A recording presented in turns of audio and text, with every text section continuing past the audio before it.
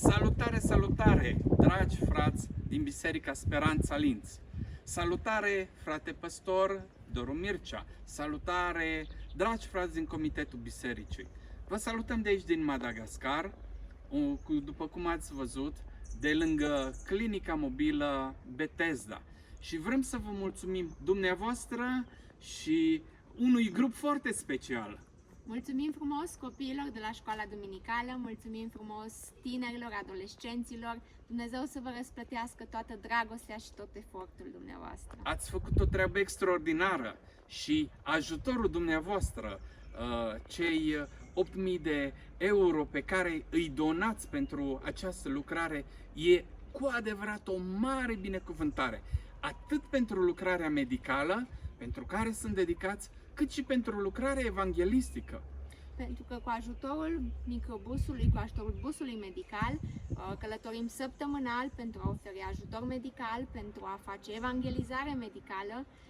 Suntem deschiși pentru toate posibilitățile care Dumnezeu le aduce înaintea noastră, astfel încât să putem vesti Evanghelia și să oferim ajutor medical oamenilor care nu au această posibilitate de a se trata. Mergem în cartiere, mergem la copiii străzii, mergem în închisori.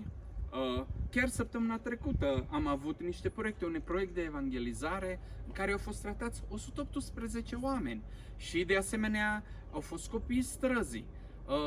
Ieri când a fost? Am fost la o școală cu 670 de copii.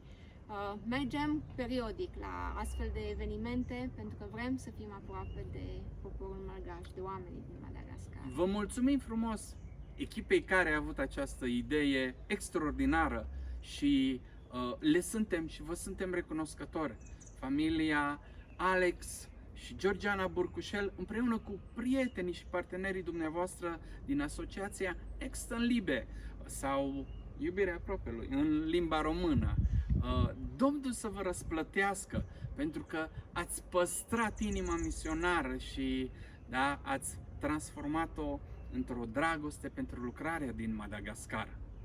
Vă mulțumim frumos și dorim ca Dumnezeu să vă răsplătească tot efortul, tot darul dumneavoastră, toate rugăciunile și vă așteptăm cu mare drag aici în Madagascar să mergem împreună. Vă îmbrățișăm cu rugăciunile noastre și cu recunoștința noastră. Sunteți în Madagascar de multă vreme și sunteți în Madagascar prin dragostea și darurile dumneavoastră și prin rugăciuni. Dar vă invităm să și veniți la noi, da? Se poate, este loc, putem face o lucrare extraordinară. Nici nu știți ce posibilități frumoase avem pe viitor să lucrăm împreună.